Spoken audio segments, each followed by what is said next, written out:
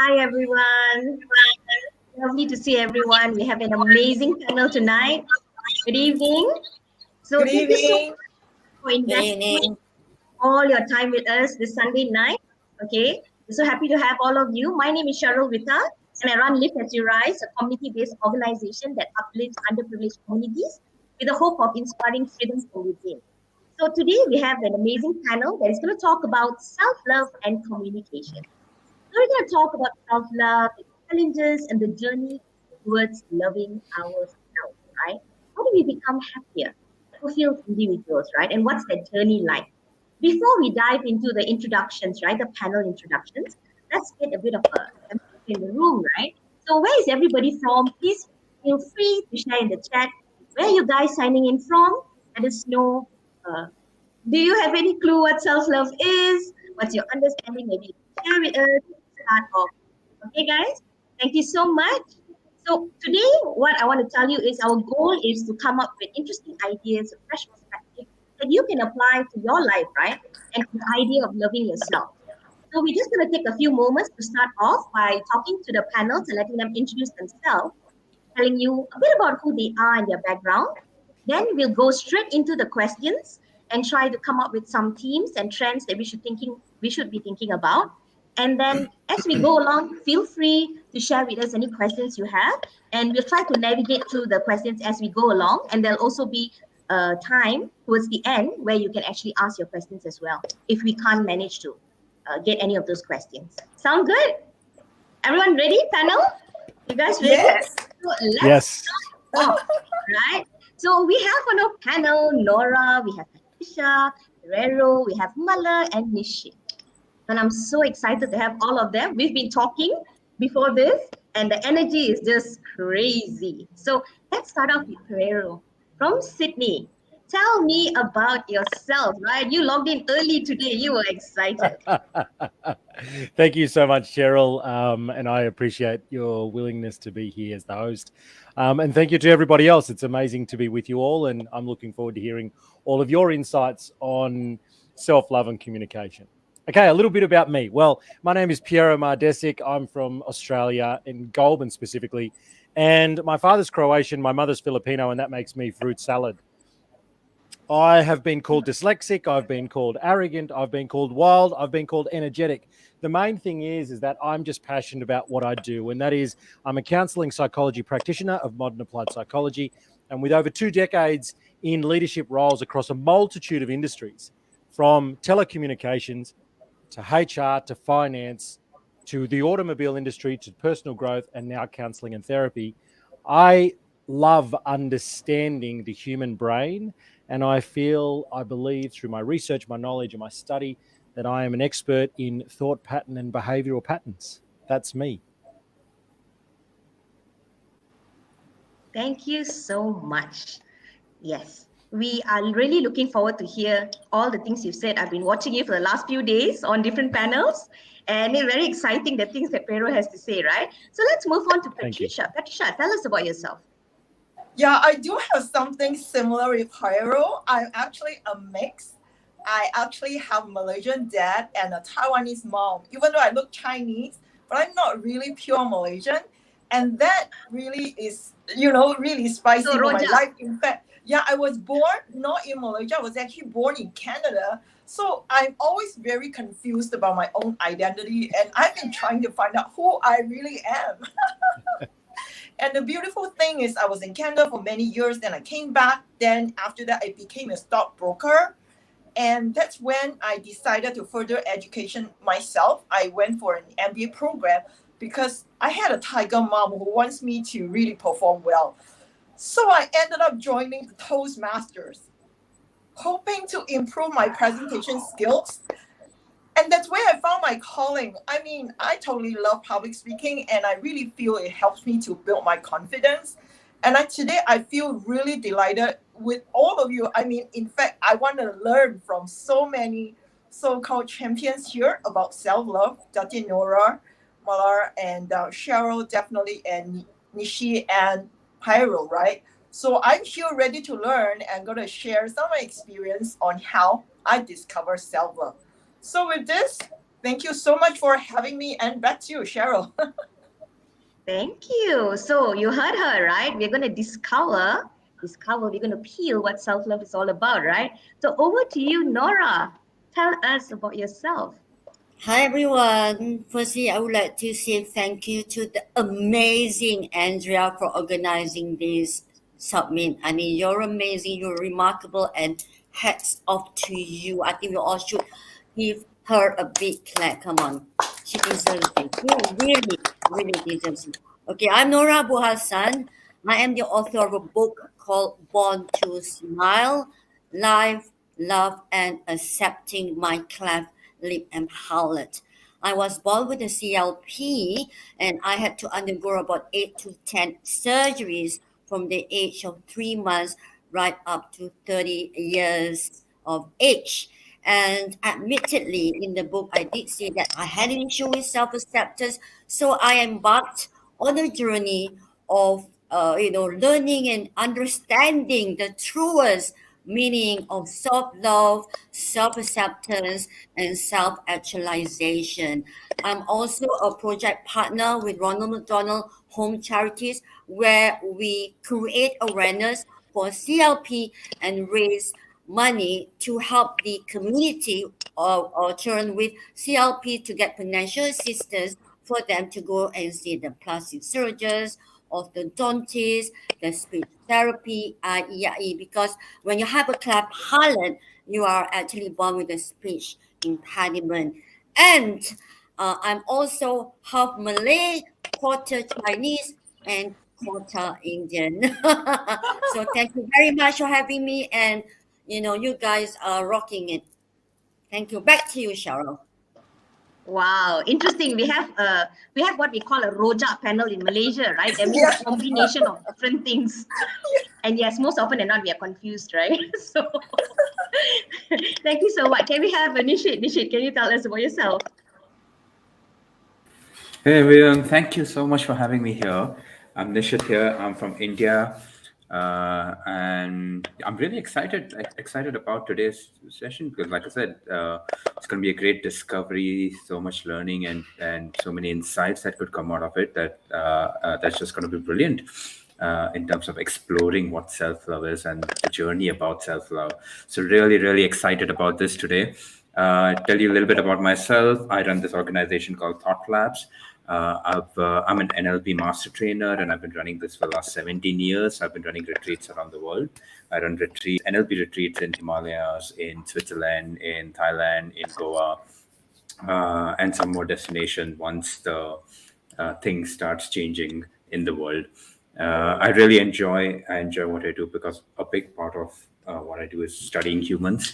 So I've spent 7 years studying Buddhist monks in the Himalayas. I've spent 2 years studying base jumpers in Switzerland to understand their patterns, understand how they think, what they do, and then how we can bring that to our day-to-day life, to the organizations, to people around us, and what we can learn from each other and what we can learn from the world. And so I'm really excited because sort of the thing that we're doing today in the panel, right? We're understanding each other's patterns about self-love and see how we can have all of it for all of us and all the viewers. And that's absolutely brilliant. So I'm looking forward to that. Thank you so much. Thank you so much, Nishit. And finally, we have the beautiful Mala. Mala, it's all yours. I just love the way you call my name. Thank you. So I'm from Malaysia. I'm not confused about my identity, but my parents are Indians who are Malaysian. So I'm a pure Malaysian. Very happy to be one too.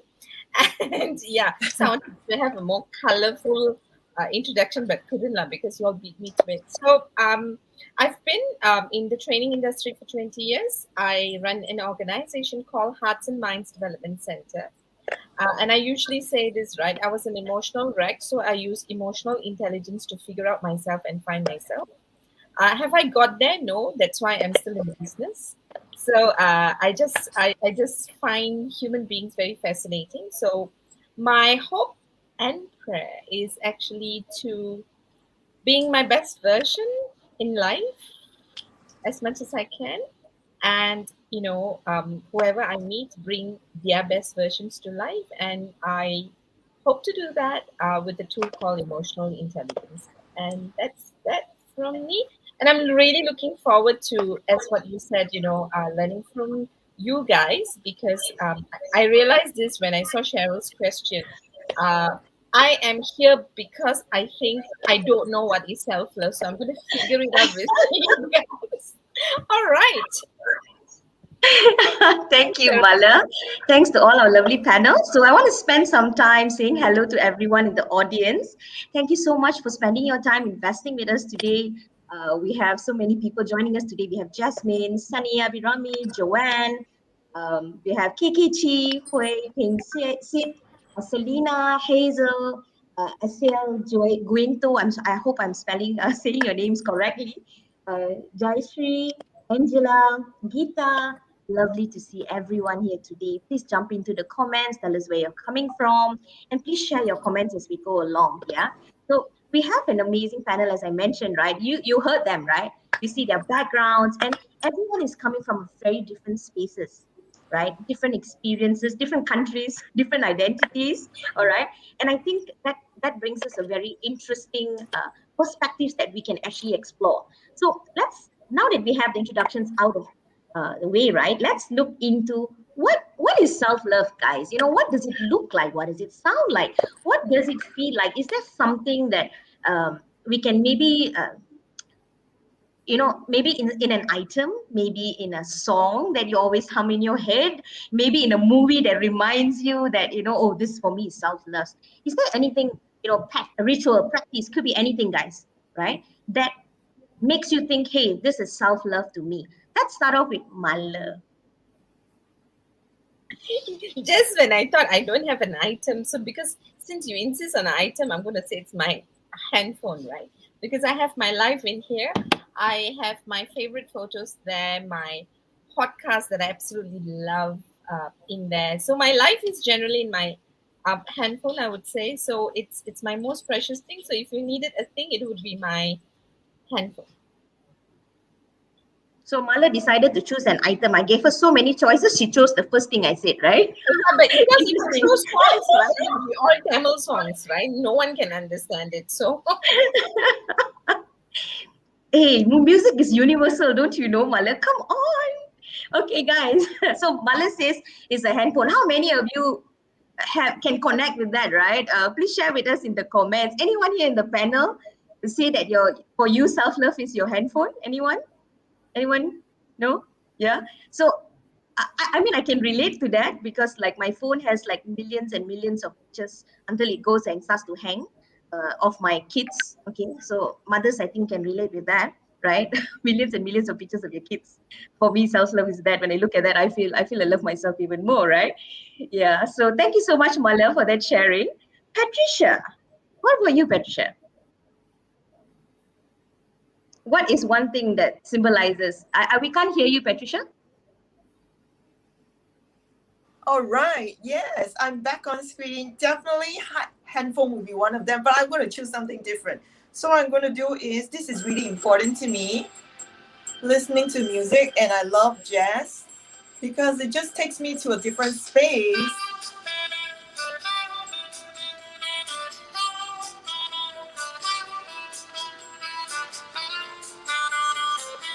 So music is really, really important to me, and it's just one of those very therapeutic moments. And I love different types of music. I'm not in particular what type of music I like. So that's the beauty of music. And with music, watching a handful, your favorite movie, I think that's a great, great, option for you to get out of your zone wherever you want to be. Jazz is just gorgeous. It just brings you back in time and it makes you feel something inside, deep inside. I just recently in my class, we were listening to all the different timelines in music, from the 1920s right up to now. And there's always some jazz there, So amazing, amazing sharing, Patricia. Thank you so much. Ishe, what about you? What is your item, right, that represents self-love for you? But the way I think about this is, before you sent me this question earlier, I didn't know this, right? So I started thinking, okay, so I love my wife very much, and what is that love on the external side. In my head, I go like, okay, what is it? What is it that I want to do? And it is to spend time with her, and it's have conversations with her and watch movies with her. And so then I kind of flip that back and go inside that, okay, so if I spend time with my own self, and if I watch movies that I enjoy, and if I do stuff like I'm a mountaineer, so I love climbing. And so if I spend time in the mountains, I think that will be self-love for me, just flipping it to my own self. And so those are the things for me. Wow, that's a very interesting reflection, right? You turned it back on yourself and looked at it. What an interesting way to look at things. Maybe we should all try it, right? Okay, this person I love so much. If I look back at myself, how would it work? That's a very interesting exercise, You maybe want to patent it or something. But yeah, very interesting. It's nice to hear, right? How we find that thing that works for us and makes us happy within ourselves, right? And we'll go later deeper into the topic, looking at what that really means and how do we expand on it further. Piero, what about you? When you think of self-love, what comes to mind? I think I have to segue off Nishith. We're both master practitioners of NLP, and I just love the way that he said that. When he looks at his wife, it's like things that he loves doing with her, and what does that then mean to me? So I'm going to share this. We attract what we think we deserve based on the respect that we give to ourselves. So when you look at the word love is intangible. You can't touch it. You can't feel it. You can't grab hold of it. It's not there. The only way that you can describe love to the best of all of the research that I've done, the only way that you can truly describe it is continuous consistency, showing up, being persistent, and being those things. So when Nishith said that, going to the mountains, reading a book, having a bath, like all of these things we could put together, I'm the same. It's like I go to the mountains, I ride my mountain bike, I go and have a bath. Before this session, I had a bath.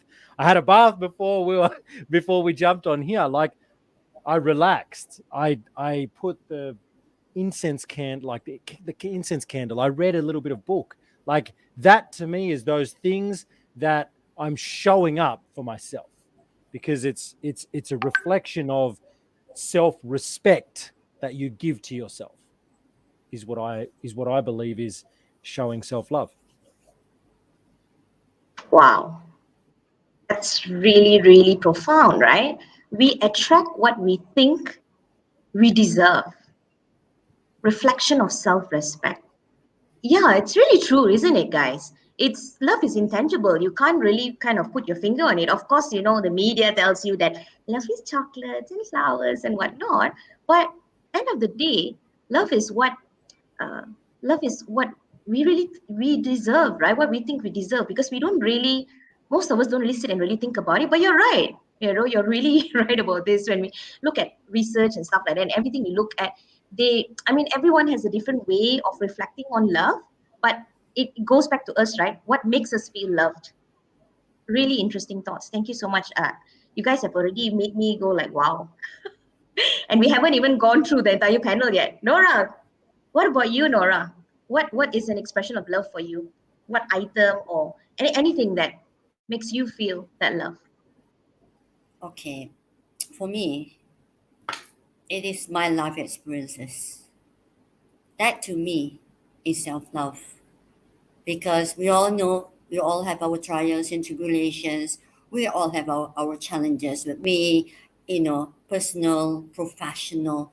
But if we can pin meanings to each of our life experiences, whether it's amazing, whether it's not that amazing, whether it's great, whether it's good, positive, negative, and really understand that, hey, you know what?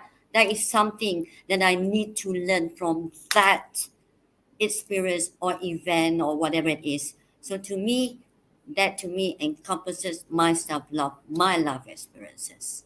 And I'm giving meaning to each and every one of them. And of course, I love Whitney Houston's The Greatest Love of All. I love that, man. I love that music. I love that song. my favorite time. My favorite song of all time. I love music too. So yeah. Yeah, I think we have a lot of people in the comments saying that music is everything. Abi Rami Absolutely. says music is everything. I agree to what Mala said. Tamil music is my love. And people are talking about Tamil songs and whatnot, and jazz as well. People are relating, right? But Nora, you are so true. You know, it really, if you think about it, right, our life experiences actually, you know, every there is a lesson to learn in every single experience, even though at that point of time you're like, oh my god, like how can this happen to me, you know, this is terrible, and you feel like, you know, there's no way out sometimes. But every single thing that happens to us, right, you know, there's this cliche saying, right, everything happens for a reason. But if you really look deep into it, right, forget about the cliches, right, there is something to learn. And I believe every one of the panelists here has experienced, you know, different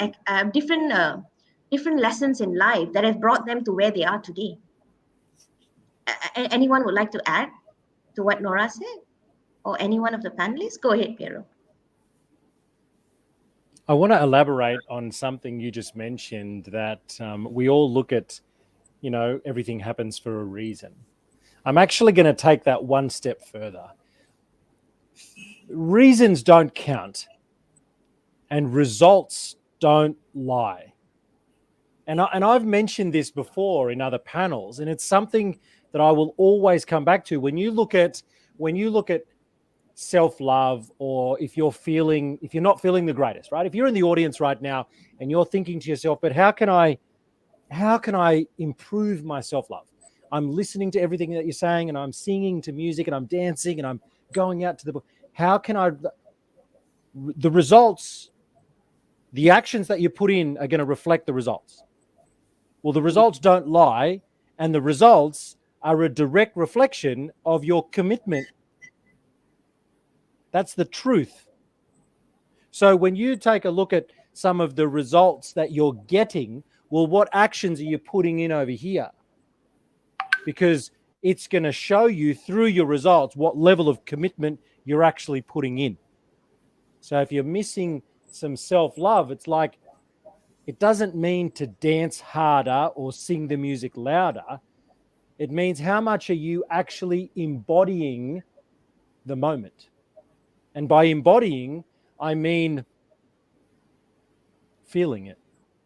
Really closing your eyes and letting the rhythm go through your veins and your skin, and really getting in touch with the sound and the way that it makes you feel. That's different. So I just wanted to elaborate, because reasons don't count. And I'm not taking away the comment, I'm elevating it, because results don't lie. That's deep. That is really deep. You've really given us a different perspective to look at, right? When we look at, yeah, you know, end of the day, it's what happens at the end of the day, right? The performance, and that makes us look back again at what we did. So really good stuff, guys. I'm really like, wow. And we haven't even gone to our second question yet, right? And we're just moving on to our second question. I just want to look at some of the comments in our chat, right? So a lot of people are. Gita says, that's a new perspective, Piero. Very lovely, different way of looking at self-love. The Tranquil says, music is my life. Jayshree was talking about pajamas. He says his item is his pajamas, right? And I think some people can connect with that, right? Sleep. And, you know, previously I used to think that sleep is a bad thing, like, you know, being unproductive. But over the years, I've realized sleep is so important, right? It is loving yourself, giving yourself rest, letting your body rejuvenate and re-energize. So moving on, thank you so much for all the sharings from the panel. We're going to move on to the second question now. And this is going a little deeper. We want to peel some onions today, right? And I want you guys to share with us, what was your journey towards self-love, right? And what are the challenges that you found during that journey? I think that is also very important. Please share with us, how did you all navigate through it during that time, right? So let's start off with Nora. Nora, can you please share with us, what was your journey? Well, as you all know that, I was born with a birth difference. You know, for those of you who do not know what a cleft lip and palate is, it's a split in the lip, in the palate, and I had a broken nose. And when I was a young child, from the age of 7 to 17, without my further refinement, I was bullied very, very often. You know, I was abused, and it took me a longest time to actually accept my birth destiny. Yeah. So what I did was I acknowledged that, you know what, Nora, she has an issue with self acceptance. That's important because sometimes when you are in denial, you won't even want to look for a solution. You know, you're wiping things under the carpet. So I knew that, hey, you know what? I had this problem, so I went searching. You know, like I said earlier on, I went for a journey of seeking for answers. So, la di da di da di da. I heard Tony Robbins, and when Robin Sharma came to Malaysia to promote his book, The Monk Who Sold His Ferrari, and the first thing that he said to his participants was, I just got out from a bitter divorce, Robin Sharma. And I said to myself, this man selling millions of books is telling the audience that, hey, I am healing. And I can relate to this man. So I started on a journey of self-healing, basically. And the rest is history. And now when people ask me, Nora, are you okay with it? Yes, I'm okay with it. But you know, whatever it is, we are still learning from people. We are still learning from our friends. We want to become the best version of ourselves each and every day. And in that journey, we also hopefully would want to inspire and empower people to really, really understand self-love and self-acceptance. I hope that answers your question, Sharon, because I can go on. It does. Yeah, it does, Nora. It really does. You know, I feel what you're saying, you know, I can really resonate with it because you're talking about self-acceptance, right? And sometimes we ourselves don't want to admit that we even have an issue with self-acceptance, right? Like, nah, that's not me. I'm fine. I'm good. You know, it's just one of those days. But I agree, when we realize that, hey, I do have an issue, then we start finding a solution, right? Then we start seeking. And I love what you said about, you know, you going and listening to these different speakers, and you know, you have these motivational speakers out there and listen to them. And often we always think these people are perfect, right? Wow, they're out there, you know, speaking to millions of people. Look at their energy, you know, they must be perfect. And it's lovely how you said that this person came out and said, hey, I'm in a bitter divorce. So it makes you think I like, just came out from bitter divorce. That was what Robin Sharma said. Yeah, like, phew, like, I wow, know. he too? Like, you feel there's that common ground, right? There's common ground means if he can go through it and he's fine, I'll be okay. It gives you that inspiration, right? And I think what's important to note is that that journey of your self-love was a journey, right? It wasn't like it's done. No, It's constant, right? Nora, you want to share a bit on that? What is which the part? journey like? Is it constant, this journey of self-love, I think or it's are you done like, I'm all good now?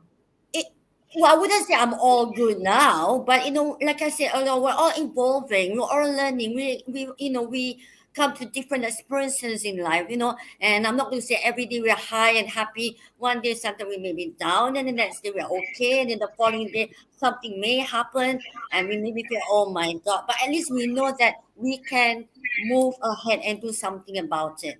You know, what's important? Don't be in that moment and go further down. You know, that's important. Yeah. But I'm not going to say that we're all happy dandy every day. That's not Yes, what real life is about. exactly. Why I asked that, you must say, what's wrong with this person? Why she's asking that, right? But we have a lot of young people in the audience, right? And I teach university students, right? And they feel it's like there's a goal. You know, every set goal, I'm done. I'm all good. Then when it happens again, they're like, but I did it before and it happened again. Like, how can it happen? They can't fathom why it occurs, right? Now we tell them it's a journey, guys. It's a journey. And hearing from you guys today will be an amazing inspiration for them because they realize that, hey, it's not a destination. I'm done. You know, done and dusted. I've cleared that part of my life. It's a constant thing, and I love that you're sharing with them. And I think one of the main messages for me that I get from you is common ground, right? Healing, and it's continuous, and it's a common ground to it that everyone also experiences that. Thank you so much, Nora. Thank you so much. And let's move on to Nishit. Please share with us your journey, Nishit.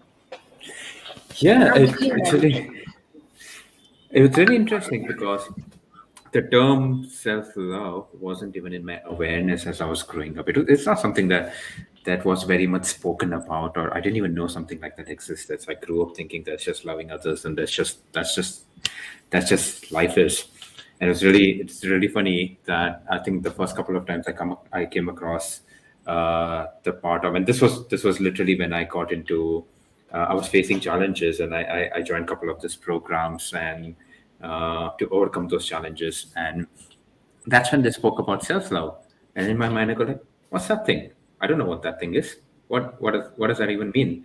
I don't know what that is. And it was really difficult for me to even comprehend what that was initially, to take time and space out for myself. But once I started kind of understanding it a little more, and once I started understanding it, what it is and what it means, and I started growing into that.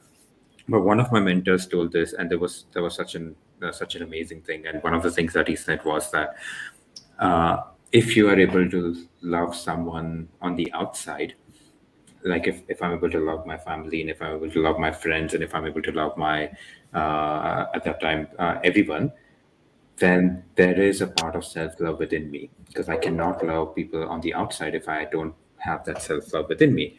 And that was such an interesting. It was difficult for me to accept that, right? Because it's like, yeah, it's a great thing to say, but it didn't really accept it. But over the period of time, I've grown into it, and I sort of give this metaphor that resonates with me most of the time. It's like, think about aliens, right? I mean, we haven't found them, but let's just metaphorically imagine that there are aliens, and if aliens came down on this planet and they saw a cup of coffee, would they ever know that that's a cup of coffee? Unless they have Starbucks there, which I doubt they would. So, which means that if an alien came down to this planet and saw a cup of coffee, they would never recognize that that's a cup of coffee unless they have had an experience of it before. And so, which means that for me, even to love someone on the outside, I can only do that if I've had an experience of it before. If I have that experience of self-love before, if I have that experience of me loving myself. So I hold that structure of it within me. And that's what I truly believe, that it's not that people don't self-love or people don't have that acceptance. I think everyone does at some level. It may not be the level at which they like. Sometimes they get disconnected from it because they tend to pay attention to other things in life than focusing on that self-love that they already have. But this was one of the most powerful insight that I got, and this completely shifted my mindset to, you know what, for me to be able to love others is for me to have that self-love. And I just operated from the fact that I already have it. It's not something I have to work towards. It's not something I have to move towards. It's not something I have to work towards, or go and get it or do some hard work to get there. No, it's something I already have it. And for me, acceptance of that was really powerful because it's there within us, and it's just something we just have to connect with. It's just something we have to pay attention to, and that's sort of about it. So, and now this is where I'm at. Thank you so much. If you're able to love someone on the outside, you said, right? Family members, friends, then there must be a part of you that has that self-love, because we can't give what we don't have. That's very profound, right? We can't give what you don't have. Wow, your mentor really opened like you would have got that light bulb moment, right? And I think that's something really, really very strong that we might not realize, right? Especially the term self-love. There are a lot of terms that we don't really connect with because we've never heard of it before. But when someone like it brings it out for us like that and tells us, hey, you've been actually experiencing it, maybe you didn't realize it. Anyone in the panel can relate to that? You want to add some thoughts to that? Go ahead, Hero. There's so many things that I could add to that. I'm just going to wait till it's my turn. But the one biggest thing that I wanted to share with Nishit and you lovely ladies is the fact that I always reflect with my clients and I say, or I ask, how much do they love who they are when they look in the mirror, who they are? And to give it a number from 0 to 10. How much do you love the person looking in the mirror from 0 to 10? And they usually come up with an answer of like, maybe, 5 to 8 out of 10. And I'm like, is that it? Is that it? And I'm like, yeah. They just like, yeah. There's things that I want to improve. I'm like, okay. And then I shock them in the right way and I hold space for them when I then mention, and I want the audience to understand why I'm saying this. Well, the amount of love that you give to yourself for who you see in the mirror is the only level of love you can give to others, because that's the only amount that you can currently feel to be able to give. And I want the audience to understand that I'm holding space for you as you receive that. And I hope that you receive that from a place of love and passion, not arrogancy and ignorance.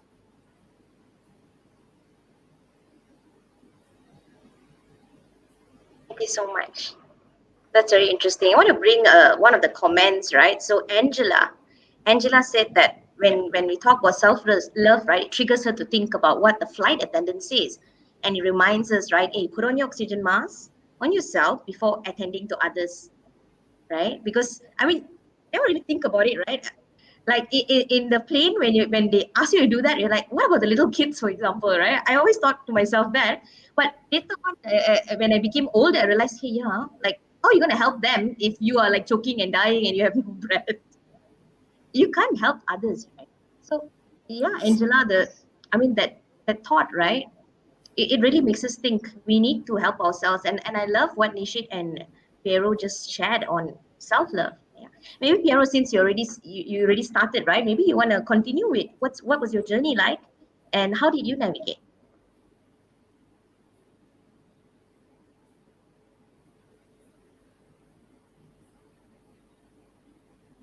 We can't hear you. June 2017. I'm walking to my shed. Hand-built brick building by my father. I can smell the gym rubber flooring as I walk in right now. The sound of the birds chirping outside. As I go to lift up the garage door, I can feel the sun and the warmth on my skin as I patiently wait for my first client to walk in the door. A chime on my phone. A text message. I think we need to talk. I looked in your phone while you were sleeping and I saw the text messages. My heart sank and I dropped to my knees just like any man would. As I waved goodbye to the family car filled with packed bags, my 3 boys, I hold in the tears and realized what I'd done. I walked back inside the empty family house, Lego scattered across the ground and some Lego figurines across the mantelpiece. My addiction took hold of me so much that I lost all the things that I thought completed my identity. In that moment, I realized that I needed to pick myself back up again. I needed to turn towards myself and understand what self-love was. Otherwise, I would not be able to give it to other people. So my phone rings. The next client, the next morning, I'll be there tomorrow morning, looking forward to my session. I hang my head in shame. I go to sleep. I wake up and I front up and I put in as much work as I can. 6 months on. a strong, individual, young Angelina Jolie looking woman facing me and says, "You deserve everything you got," and left. In that moment, I dropped to my knees crying. Did I really lose everything? Was it just me? Does it take two to tango? Another chime on my phone. "You've been accepted into the academy. We're looking forward to helping you." This is the break that I needed. I needed to understand who I truly was. 12 o'clock, at that moment, I had an interview with a mentor that was going to help me get back on track, who was going to help me with a plan, with the healing, and with the support that I needed so that I could learn how to look after myself. 6 months later, I walk out of the NLP training session, 10 days, 160 hours later, I walk away with a certificate, Master Practitioner of NLP. Another 3-4 weeks later, Certificate of Counseling Psychology Practitioner, CBT, DBT. I turn to my family another 3 months later. I'm going to make a difference in this world. Who will ever look at you after what you did? Your family can't even look at you the same anymore. Who's really going to want to talk to you about counseling after what you did? I believed in myself. I knew I needed to make the changes. And I did. And now I'm here. I've been accepted into the International Global Speaking Academy. I have certificate after certificate after certificate. I've changed thousands of lives. Because I decided to give myself the self-love that I deserve, and I was able to apologize to my ex-wife for all the wrong that I did. And every day, whenever I get to see my children, I make them know how much I truly love who they are for who they are, because that's now a reflection of me. So when I talk about my journey in this way, I want you to think about two things. We learn our own habits and patterns from when we were younger, from the ages of 0 to 7. We create defensive mechanisms, coping mechanisms. We've got our own patterns and thoughts. We filter them through our own experiences. But you're the only person that needs to truly understand who you are so that you can articulate yourself to the world. Because that's all that matters. So if you truly want to understand what self-love is, I want you to think about this one quote and write it down if I'll give you time to write it down. Self-love is a reflection of the self-respect that we gave to ourselves during a moment of time when we were taught a new emotion as a child. So when you really reflect on childhood, like Nishith said, when we're young, we don't understand what self-love is. So when you think about all the way that you've ever learned a new emotion in your life, how on earth can you even give yourself the self-respect when you're being told things like, "You're a naughty boy. Don't do that. Don't spend that money. Our money doesn't grow on trees." So as you grow up, it is your moral obligation to reparent yourself through knowing who you are and how you got to where you are right now. And that is a reflection of how you can understand how to put in the self-love to yourself so that you can reflect that now out into the world.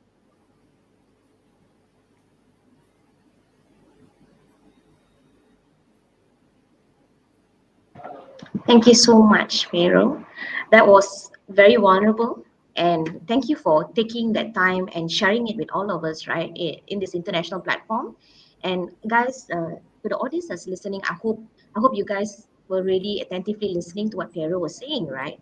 And I think one important point here to note is that we all make mistakes in life, and sometimes it's a reflection of what happened right previously that makes us feel a certain way. But what's important to know is what we take from there and what we do with it. And I like what he said about uh, repair, right? You said repair it yourself. And a lot of people, including myself sometimes, when we make mistakes, we hold ourselves in that same spot, that same moment, and keep ourselves there. And we lock ourselves in a little box and say, you have been bad. That's it. There's no way out for you. And that way we can never ever grow. So how are we to love ourselves, right? You feel like, oh my God, I've done this. That's it for me. I'm locked up for life. Throw away the key. But I think that's a very good point. Repair it yourself. And that reflection, you need to understand how you can put it into your life. I love that, Piero. Thank you so much for giving us that. And I hope the audience was paying attention, right? Piero, can you please repeat the quote you gave? Self-love is a reflection of the self-respect we give to ourselves in a moment. What's Self-love the self-love is a reflection mm-hmm. of the self-respect we gave to ourselves during a moment of time when we were learning a new emotion? Because we don't remember memories, we remember emotions that are attached to memories, or smells, or sounds, or feelings that we've learned along the way. This is a subject that Nishith and I could talk about for hours in front of an audience. It's our favorite subject. So I'll write it while you move on to the next person. I'll write it so that everyone can get a copy. Sure, thank you so much. All right, Mala, can you share with us what was your journey like? Oh my gosh. And Yeah, thank you. I think after listening to him, I'm thinking what I should say. Right. Some thoughts that came to my mind as I was just listening is that so what does it mean for me? How do I know I am in a space where I'm loving myself? I think one test for me is very much, am I my most favorite person? That's really important for me, that I show up in life as my most favorite person. And of course, that goes back to what does it mean for me to be my favorite person, right? And Cheryl, now I run the series called Being Whole, Being Me, right? And so being my most favorite person, firstly, I need to know what does it mean to be authentically me, the best version of me, the original copy of me. And that simply means that I embrace all of myself, which is why being whole is important.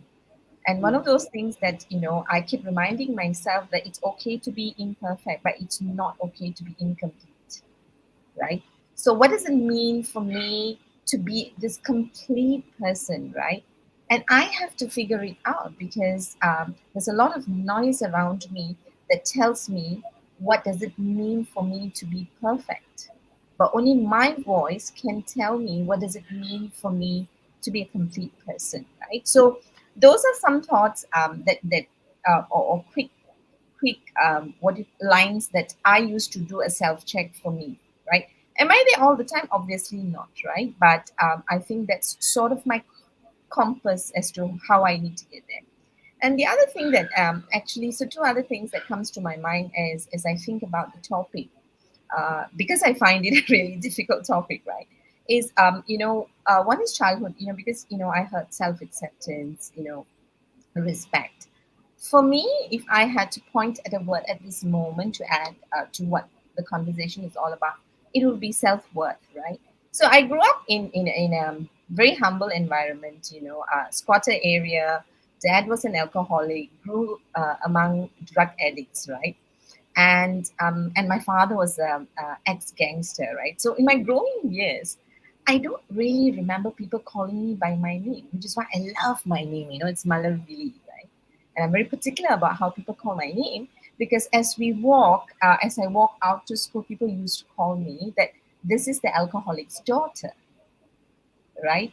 So you miss being called by your identity, right? And your self-worth really suffers because you suddenly don't even realize that you belong in the world, right?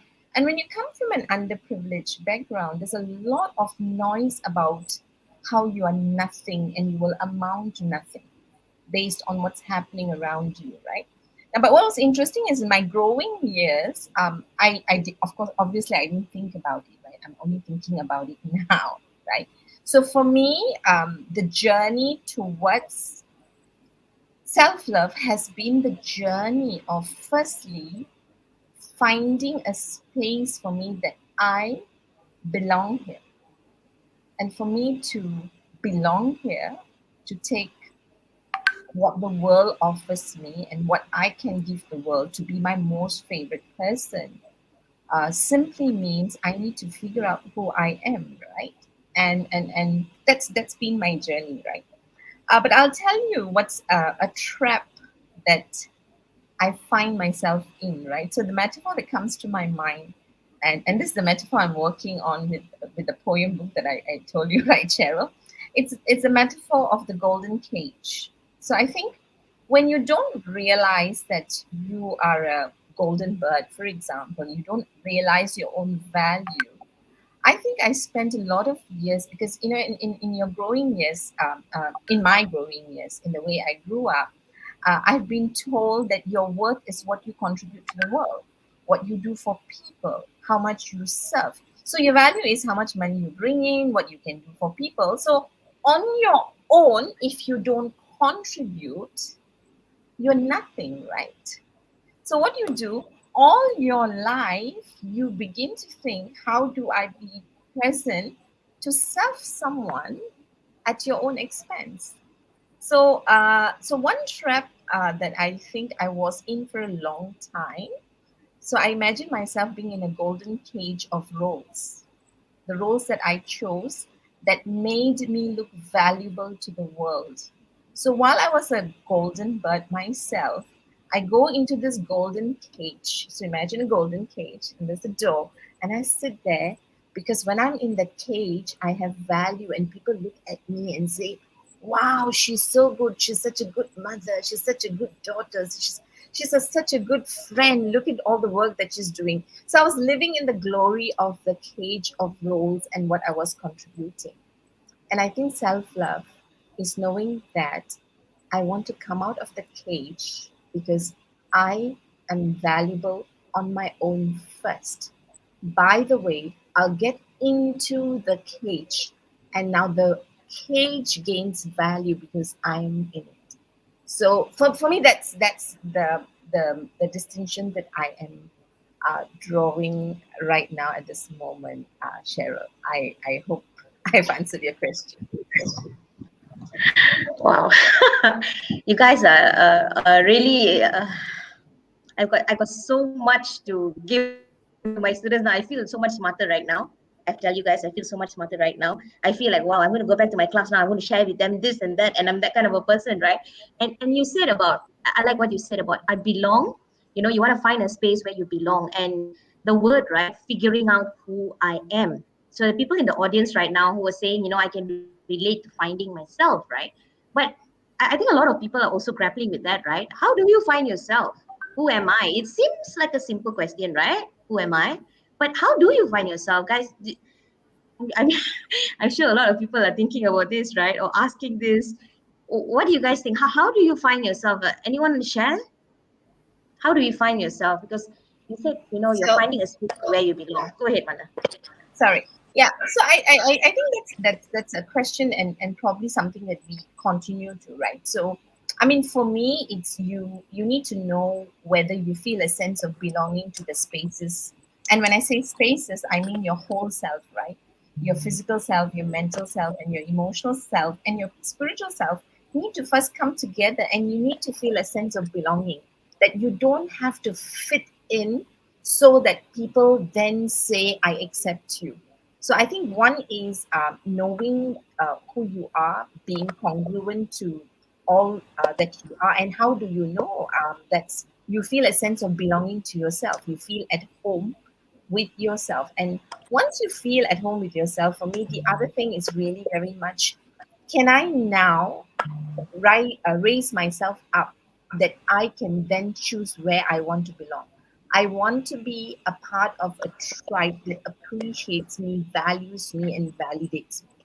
But you can only have that option to choose where you want to belong if you raise yourself enough to be able to make that choice. Because if you don't raise yourself enough, you need to continue fitting in because you cannot find a space to belong. And I think that's when we begin to fit in because we don't have much choices, you know. So for me, that would be the quick take on that, Cheryl. Thank you so much, Mala. So I think this is a very important point, not just for the young, but for the wise as well, right? We don't have to fit in to be accepted. And for us to actually find our spaces, we have to raise ourselves enough. Guys, if you're listening, I hope you're tuning in and you're really taking in all these nuggets of wisdom that is being freely given out. Thanks to Andrea, who got all these amazing speakers. Andrea, where do you find them from? Come on, tell me. Right? We've been hearing all kinds of analogies talking about the golden cages and golden birds, and a lot of you, I feel, you can relate with what all our panelists are speaking about today, and I hope you're inspired and you're following through, right? And thank you, Mala. Let's move on to Patricia. I'm sure you've been waiting, right, to share your story. And as I was listening to all of you, I really felt like we are so much connected because we are all on a journey of self-discovery. As for myself, I have to really bring you guys back to the time when I left Malaysia and I went to Canada. That was indeed the beginning of self-love, because I always thought I loved myself until I was in a foreign land when my parents were not there, when I don't have many friends. Actually, during that time, I only have 5 friends, all from Malaysia, all from Taylor's College. Just 5 friends. And in fact, we were supposed to be really great friends. But, living together, there will be times when we have our differences. And during that teenage years, that became my biggest challenge. And eventually, I actually moved out of the house. And then that was when I had the most excruciating experience of my life as an adult. Truth be told, during that time, I was totally identified with my body. I wanted to be slim. So I seldom eat because I love ice cream so much. In fact, my lunch, dinner, breakfast were ice cream. Pretty crazy, right? I did that really not for a long time because I got into trouble. I fainted and I miraculously broke my toe. Like, I sort of injured myself. And that got really worse because when nobody was around me, when I couldn't find any support, I became really depressed and I was totally by myself. Teenager by herself, right, in a foreign land. I don't have any boyfriend, by the way, during that time. So it's really like the worst time in my life. But I was lucky enough because I am the type who loves to seek help. So eventually I seek help from a couple from my church. And they sort of pitied me for who I am.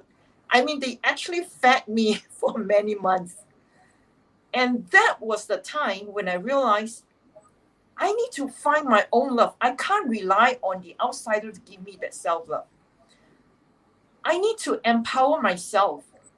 And I started reading. I always loved reading. I inherited this from my late dad. And that amazing thing is I realized, hey, I can actually change my thoughts. All the thoughts will come and go. And that was the time when suddenly I felt, hey, not too bad. I don't have to abandon myself for who I was. I can always change my thought and, change a new beginning. And that was when I had the first taste of that sense of empowerment that I am actually in control of my life. Sounds really, really easy, but during that time, it was the most difficult moment. But I was really happy that I had people around me. They were angels in my life. So if there's a message that I want to share with you guys, self-love sometimes happens when we show up, when we open ourselves, when we basically become vulnerable. Just stand there naked. I mean, there will be people who feel you, who are kind-hearted people, who come and extend the kindness to all of us. So that was my journey to self-love. And since then, I mean, joining Toastmasters, of course, is another great platform for me to really exercise myself, because I feel I'm a messenger of building a community of love, hope, and belonging. And that's why I love you guys, because as I was listening, I deeply appreciate all the wisdom, all the insights that we are sharing to one another. It's like the world needs to hear this. I'm so, so grateful to be part of this amazing community established by Andrea. Thank you so much. Back to you, Cheryl. Thank you.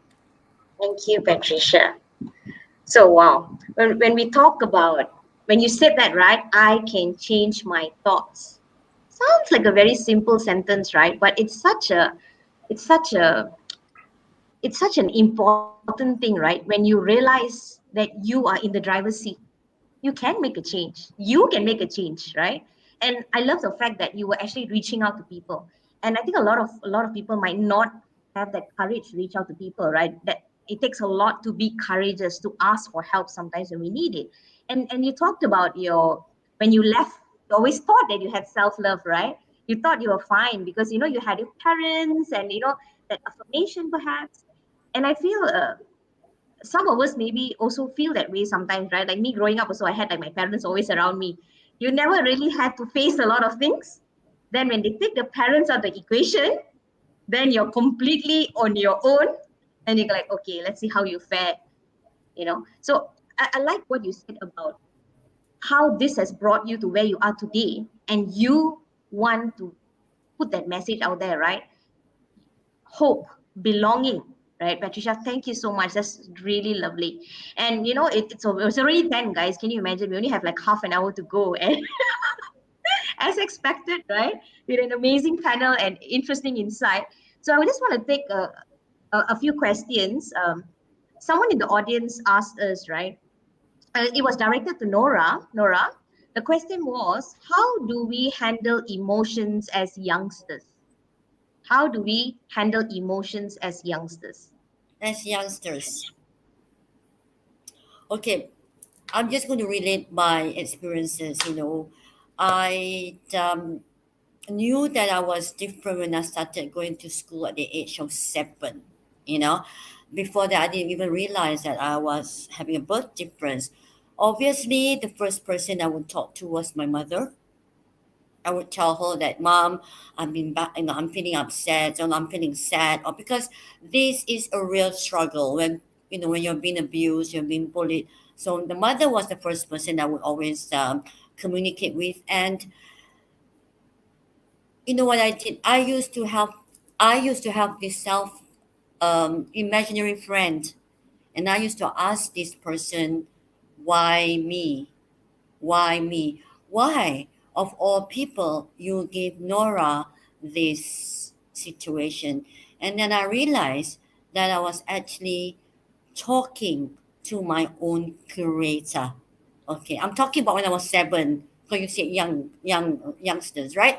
And what I did was, when I was feeling battered or bruised, I would go into this mode of visualization. Okay, I would see myself as being a happy Nora. I would see myself as being a Nora, not who she was then. And it was like playing a movie in my mind. And then when I grew up, only I realized that I was actually harnessing the power of my subconscious mind, or what you call it, the law of attraction. So that's basically what I did when I was a young child, being battered, feeling, feeling unworthy or angry or bitter and sad. Yeah. But if I would advise, is I think the best thing is to talk to, of course, your parents and find a very, very good friend, a confidante that you can trust and express, your whatever insecurity. Do not keep it to yourself. Do not struggle alone, because there are kind people out there that will give you and listen to you. Do not struggle. Do not keep it inside. Yeah, talk to someone. That would be the advice at a very young age. Yeah. I mean, Thank you, Nora. yes. That's amazing, right? That at that age you were thinking of positive visualization and you were able to visualize that. But yeah, it's like what Patricia said earlier as well, right? Seek help, Mm. ask for help, speak to someone. You know, we live in a world where sometimes may feel alone, but we're all interdependent on each other, and we really need to take that step. Someone in the chat said that it takes a lot of courage to ask. It takes a lot of courage to ask or reach out. Anyone want to comment on that? What can they do? Go ahead, Piero. I want to reply to Nora in the form of a story, like a fable, so that when you share this with children, maybe they can understand it differently. And we know that fables can be really good for children. So this is also part of what Nishith said. I'm going to use the analogy of an alien. He probably even knows the story. So an alien was sent to Earth by his masters to learn about humans. Because the master in Mars didn't understand emotions. They're aliens.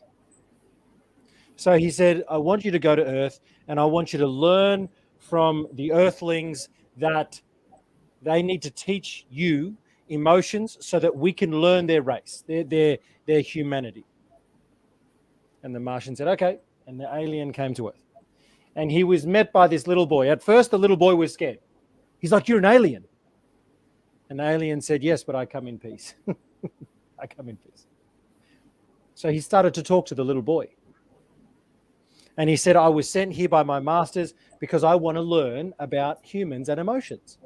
And the little boy said, well, I've been learning this in school. I can help you. So he said, well, teach me.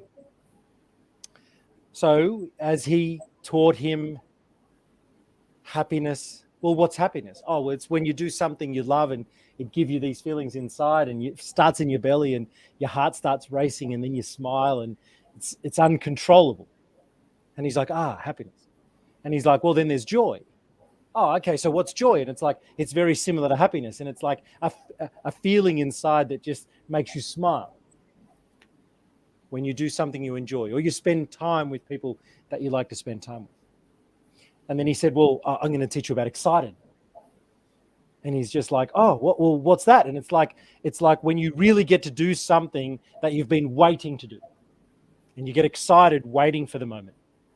And he's like, okay, I understand. And then he started to talk to him about sadness. And what is sadness? And it's like, it's a feeling when you get disappointed. Oh, that's another one. It's called disappointed. And then he's like, oh, anger. And then that, anger means that, if something didn't go your way. And then he started talking about shock. And it's like when someone scares you and it's like, oh, it's like shock. So he started to teach him all these words, all these emotions. And the alien said, okay, wonderful. And the little boy said, oh, no, I haven't finished. And he said, oh, okay, teach me more. And the alien said, well, so far, I really understand these emotions. And I love how they're so simple. And the little boy said, yeah, they are. They're really great. So now I'm going to tell you about some ones that are a little bit funny. And he said, funny? But I thought funny is a good thing. And he goes, well, I'm going to share some that are a bit different. And the alien said, different? What do you mean by different? And he goes, well, I'm going to teach you about some of these emotions that we call anxiety and depression and self-sabotage and imposter syndrome. And the alien said, well, okay, tell me about them. And the little boy said, well, as far as I know, anxiety is when you get scared because you're thinking that something in the future might hurt you. And he's like, but you don't know. The alien's like, I understand future. And the little boy said, I know. It's like you think about what could happen, and what could happen is worse than you being now. And the alien's like, but why would you do that? And the little boy said, I don't know. And the alien said, well, teach me what some of the other words are. And he's like, well, depression. And he's like, well, as far as I know, he's like, how it's like I'm thinking about the past and how the past hurt me, and I'm thinking about it now. And the alien said, but why would you want to do that? And the little boy said, I don't know. And the alien's like, but that's in the past. And he goes, it's gone. Like, why do you want to think about it now? And the little boy said, yeah, that's what I don't understand. And the alien started getting really confused. And he's like, do some people do this often? And he's like, we've heard a lot of stories about these kind of feelings and these kind of other terms that our parents use. And the alien's like, well, that's just funny because I don't know why people would want to do that to themselves. And the little boy said, yeah, I don't know. And he said, well, what's imposter syndrome? And he's like, well, as far as I know, it's like that we're talking ourselves out of something, thinking that we can't do it. And the alien said, but we can do anything, like everyone can do anything. And the little boy said, well, that's what I thought. So the moral of the story is that we're only ever held back by our own limitations. Whether you think you can or whether you think you can't, either way, you're right. Now, my story, just so that everyone understands, relates to the idea of anxiety, depression, imposter syndrome being states, being emotional states. And that's where I would like to keep the general conversation. So as you can see, the story relates to the alien being confused about why we would do this to ourselves. Because we're in control. So when you think about how you would relate this to children, they don't have a past experience yet in such a depth of knowledge that we have the ability to educate them on, you can do it. We all can. You can. The only thing that's ever going to stop you is the thought of you thinking you can't. So that's how I would like to relate the story back to how can we educate children. Thank you so much, Piero. So I hope you guys were listening. And thanks to the panelists for all the interesting insights you guys have given. Nora, Piero, Mala, Patricia, Nishit, don't worry, we have a little bit more time. So I'm going to go around and we will go to something a little bit lighter, right? And I want you guys to share with us, right, maybe 2 things you practice in a very fast way. 2 things that you practice. What are some 2 things? Because we're running out of time. What are some self-love practices that maybe you can share with the audience that you do that helps you, maybe check in with yourself and, ensure that, you can feel loved, right? Let's start with Patricia. Patricia, go ahead. Oh, I am ready. Okay. I am pretty much a very, very sensible person. So one of the things that I like to share is I love essential oil. Because what it does is once I put it on, that it can just transform me to a different space. Exactly. And I can have that while I was doing my meditation, or even if I want to go running. I love running because that is another activity that really can allow myself to quiet down my mind. And with all these, I don't have to worry about me perspiring, whatever it is, because I'm going to smell good, right? So those are a lot of common practice that I love to do it on myself. And at the same time, I'm still discovering different ways to love myself. So there's one very exciting quote from a mystic. His name is Osho. I'm sure some of you know who he is. When he talk about self-love, there are just three very important things. Number one, accept ourselves. Number two, love ourselves. And the final one, celebrate ourselves. I'm so excited as we are celebrating 6 beautiful souls together with Andrea, who is working hard at the back of all these summit. Yeah, that's my greatest takeaway. Thank you so much. Thank you. Thank you, Patricia. So guys, remember, this can lead to your heart and feeling of love.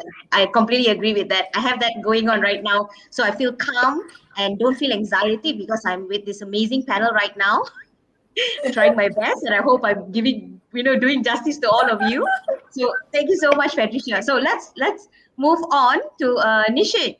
Can you tell me what are 2 practices? Okay,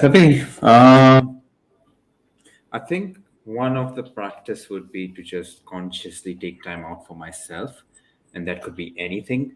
It could be watching a movie, eating a pizza, playing video games, whatever. But it's about taking that time for myself, and consciously doing that. Maybe even putting it on my schedule that, hey, this is time for self, and that's about it.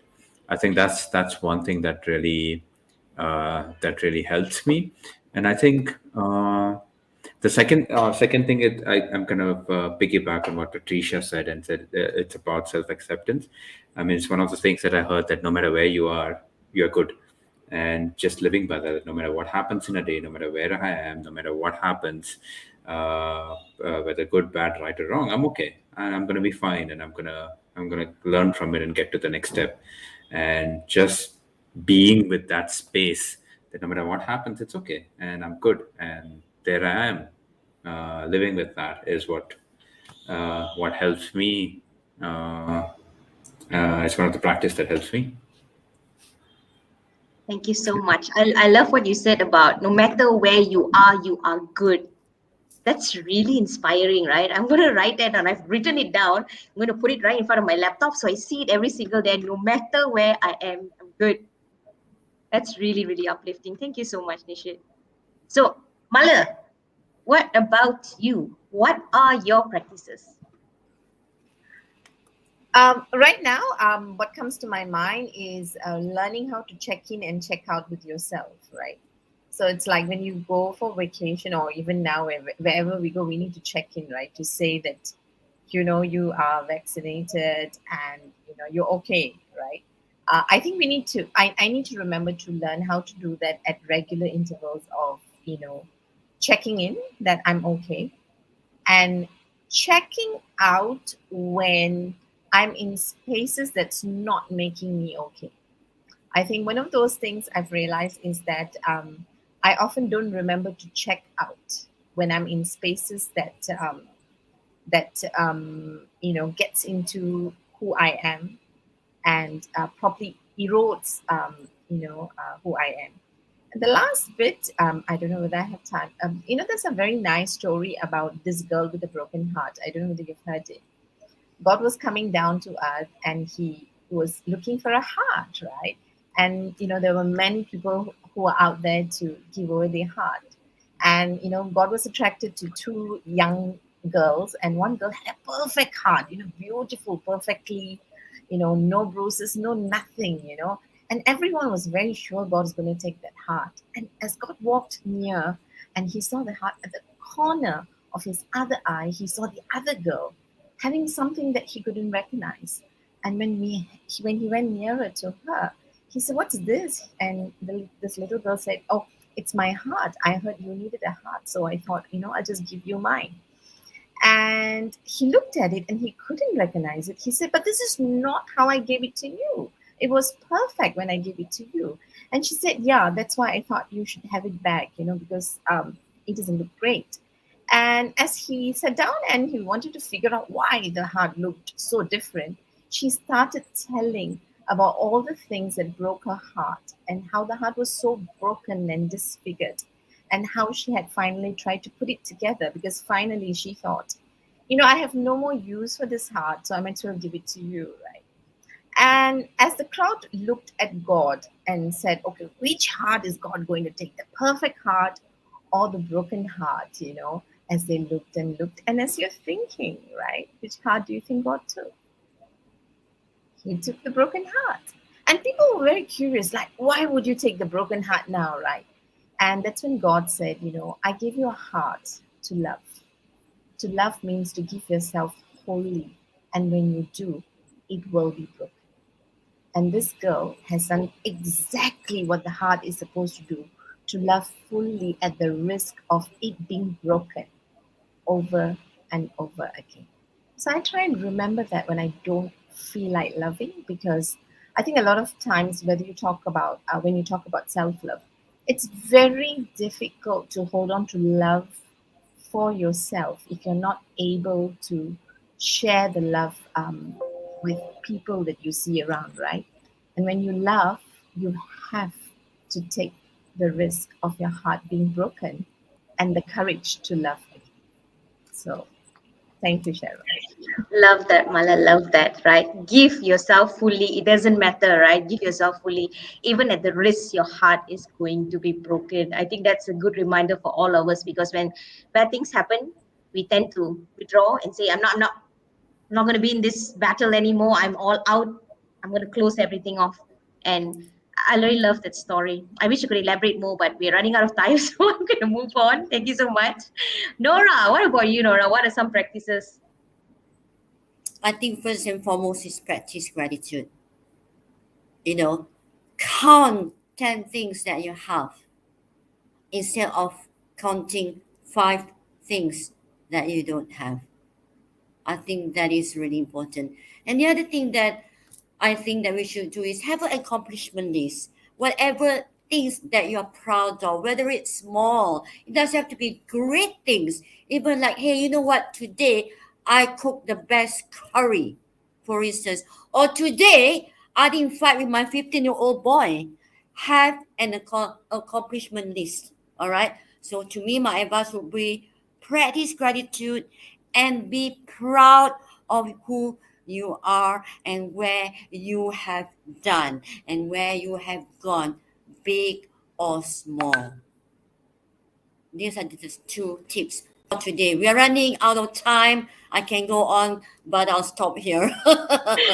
Thank you, Nora. That's right. That's right. Celebrate small wins even. I'll take that from you. That's amazing. Listen, guys, I hope you guys are taking notes. Yeah, I'm taking notes myself. I hope you guys are taking notes. So let's move on to Nishit. Thank you so much, Nora. Welcome. What are your practices? So did you say Nishit? Oh, I thought I already shared. Would you like me to share it again? Oh. Remember the inspiring quote? Yes. Sorry, my bad. Yeah, do you have it's okay. anything else you want to share before we move No, on I to think Piero? these are. No, let's move on. I'm thinking we're short of time. Okay, Otherwise, I have a go list ahead. of things I'll share with you. I have 100 things. I could go on and Okay, on thank and you so on. much. Piero, go ahead. Yeah. Give without expectation and receive without expectation. There's a hidden agenda behind that. When we give without expectation, we just give. When we learn to receive without expectation, it's a different level. Because majority of people can give, but they actually find it really hard to receive. So when you learn to receive as well, that's different. Because you can give a compliment, but I guarantee that it's very hard to receive it. So receive without expectation as well. Thank you. That's very true, right? When we're on the receiving end, it's a little bit harder sometimes. I think when I was growing up, I really felt that a lot. Someone would say, "You look so nice." I'll be like, "Oh, this old thing, you know." I will counter with something which, you know, like, can't you just say thank you? Like, okay, I learned. My aunties taught me that. Say thank you. I said, thank you. So we've got a lot of nuggets of wisdom here, right? A lot of nuggets of wisdom, you know, about giving ourselves fully, about, you know, giving with expectations, but also receiving with our expectations. We've spoken about, you know, checking in and out of ourselves, taking time out for ourselves. I think those things are very, very important, like what Nishit shared, right? Take time for yourself. And we might not think of this very much, but these are very important things, right? So we're just going to see if there's any questions, please leave it in the chat, and maybe later on we'll get back to you as we're running out of time. And I would like to challenge the audience as well as the panelists, right? If you guys can, to maybe when you go back to share one thing maybe, or one thing you love about yourself in a post, and tag GES challenge. Okay, hashtag GS challenge, self-love. And please tag Miss Andrea as well as myself so that we can actually fast in all that reflection that you have. I think that's a very good practice, right? And that's what Nora said earlier, right? About gratitude, right? Please share with us what you love about yourself. Okay, so we are already at the end. Okay, we are already at the end. It's exactly 10:30. So thank you very much to all the panelists, and thank you to everyone who's tuning in. You guys have been a great audience, and panelists, you guys are just amazing. I think I need to have a long chat with all of you. Okay, so GS challenge self-love. Okay, so Andrea's put it in the chat. Okay, please join us in this challenge. All the speakers as well, please do that. Thank you very much. Good night, everyone.